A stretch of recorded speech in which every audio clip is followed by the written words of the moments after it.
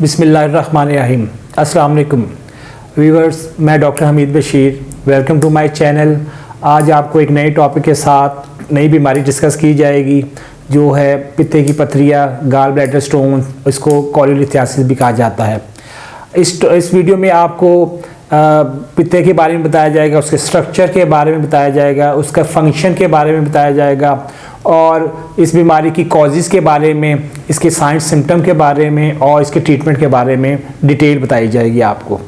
So I am starting my topic. सबसे पहले मैं आपको पित्ते का स्ट्रक्चर बताता हूँ। पित्ता हमारे जिस्म में राइट साइड पे, राइट रिब्स के नीचे वाक़या होता है। ये एक ब्लैडर शेप, बैलून शेप, पियर शेप ऑर्गन होता है जो कि लीवर, हमारे जिगर जो राइट साइड पे होता है उसके बिल्कुल नीचे इसके साथ अटैच होता है। इसका काम लीवर के अंदर बनने वाले बाइल को स्टोर करना होता है। लीवर के अंदर मुख्तलिफ केमिकल रिएक्शन के बाद एक लिक्विड बनता है जो कि पित्ते के अंदर स्टोर होता है। और इसकी फिजियोलॉजी ये है कि पित्ता अपने अंदर बाइल स्टोर करता है और बवक्त ज़रूरत छोटी आंत में इसको रिलीज़ करता है। जब हमारी खुराक मैदे से निकलकर छोटी आंत में आती है तो ये एक ख़ास क्वांटिटी में वक्तन फ़वक्तन रिलीज़ करता है इस बाइल को। इस बाइल का फंक्शन होता है जो हमारी खुराक में फैटी फूड्स होते हैं उनकी तोड़ फोड़ और उनके हज़म होने में मददगार होता है। इसकी हम बीमारी जो हमारा एक ख़ास टॉपिक है आज, गाल ब्लैडर स्टोन्स, कोलियोलिथियासिस भी कहा जाता है इसे।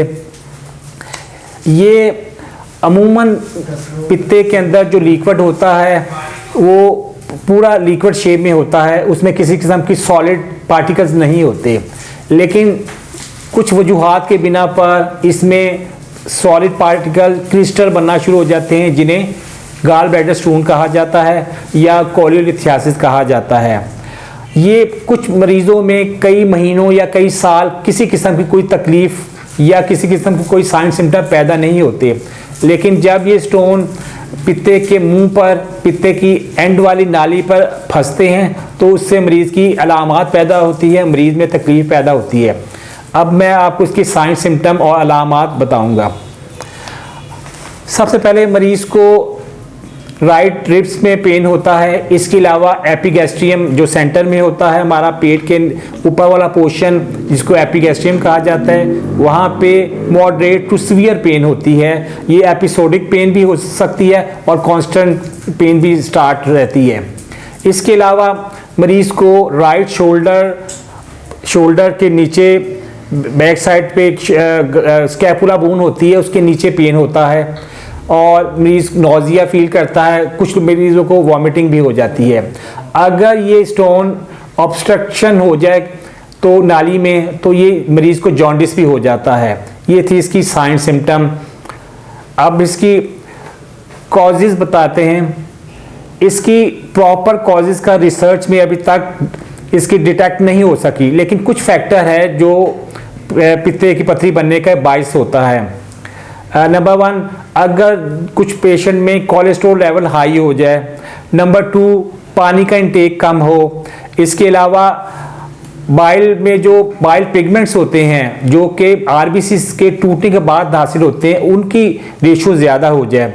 ये कुछ कॉजेज़ हैं जो कि तसव्वुर की जाते हैं कि ये भी इसकी कॉजेज़ हो सकती है, लेकिन प्रॉपर अभी तक कॉजेज़ का रिसर्च में नहीं आया। अमूमन 2 टाइप्स होती है गाल ब्लैडर स्टोन की। Number 1 cholesterol stone, number 2 pigmented stones. Cholesterol stone में ऐसा कंटेंट्स होते हैं जिसमें कोलेस्ट्रॉल लेवल बड़ा हो और वो कोलेस्ट्रॉल का रेशो उसमें ज़्यादा होती है। नंबर 2 है पिगमेंटेड स्टोन। इसमें बाइल में जो बाइल बिलिरुबिन होता है जो कि आरबीसी टूटने के बाद हासिल होता है, उसकी मिकदार ज़्यादा होती है। अब मैं इसकी लैब इन्वेस्टिगेशन बताऊंगा आपको। जब पेशेंट में सिम्टम पैदा हो तो डिफरेंशिएट डायग्नोस करने के लिए, क्योंकि जब मैदे के पोर्शन पे दर्द होता है तो ये गाल ब्लैडर की पेन भी हो सकती है और ये स्टमक पेन भी हो सकती है। इसके अलावा स्टमक की सोजिश भी हो सकती है। इसको डिफरेंशिएट करने के लिए कुछ लैब टेस्ट करवाए जाते हैं और फिर कंफर्म हो जाता है आया कि ये मैदे का प्रॉब्लम है या ये गाल ब्लैडर का प्रॉब्लम है, क्योंकि गाल स्टोन में भी पेन होता है, गाल ब्लैडर की इन्फ्लेमेशन हो, सोजिश हो, उसमें भी पेन होता है। नंबर 1 अल्ट्रासाउंड करवाया जाता है। कुछ पेशेंट में पेट की गैसेस की वजह से अल्ट्रासाउंड में ये प्रॉपर डिटेक्ट नहीं होती, उन पेशेंट में ये सीटी स्कैन कराना पड़ता है। Number 2 LFT liver function test जो ब्लड का होता है वो करवाया जाता है। इसमें लीवर के जो केमिकल्स होते हैं उसकी रेशियो पता चलती है। नंबर 3 CBC करवाया जाता है, इसमें गाल ब्लैडर और लीवर की इन्फेक्शन सोजिश का पता चलता है। यूरिन कंप्लीट करवाया जाता है, इसमें बिलिरुबिन की रेशियो पता चलती है। अब मैंने आपको सारी लैब इन्वेस्टिगेशन बता दी है। जो इसका नेक्स्ट पोर्शन है वो इसका ट्रीटमेंट है। कन्वेंशनल ट्रीटमेंट में या एलोपैथिक मेडिकल सिस्टम में इसको सर्जरी की तरफ रिकमेंड किया जाता है। ये सर्जरी ओपन और एब्डोमिनल सर्जरी भी हो सकती है और लेप्रोस्कोपिक सर्जरी भी हो सकती है। लेकिन सर्जरी के बाद जो नई कॉम्प्लिकेशन पैदा हो जाती है पेशेंट में, पेशेंट का डाइजेस्टिव सिस्टम ठीक नहीं रहता, उसको नोजिया वॉमिटिंग अक्सर रहती है और वो प्रॉपर खाना, प्रॉपर फैटी फूड डाइजेस्ट नहीं कर सकता। मैं आपको होम्योपैथिक मेडिसिन के बारे में बताऊंगा।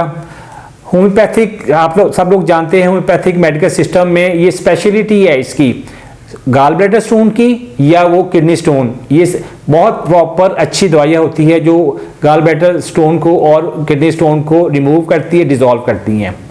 इसमें जो बहुत अच्छी मेडिसिन है, जो प्रॉपर मेडिसिन है और स्पेसिफिक मेडिसिन है लिवर के लिए और गाल ब्लैडर के लिए और गाल स्टोन के लिए, वो ये हैं।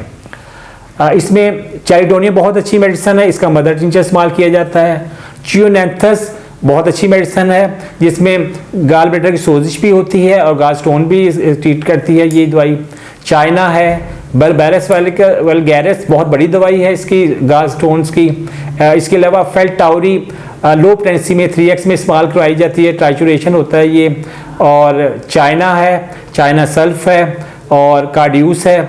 इसके अलावा और बहुत सी मेडिसिन जो कि पेशेंट को सिम्टम मुताबिक दी जा सकती हैं। मसलन अगर पेशेंट में गैसेस ज़्यादा बन रही है तो लाइकोपोडियम है, अगर स्टमक पेन है तो एट्रोपिन है।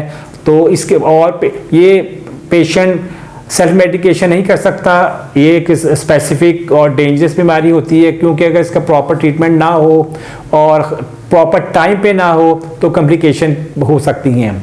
तो इसीलिए किसी अच्छे होम्योपैथिक फिजिशियन से अपना ट्रीटमेंट करवाना चाहिए।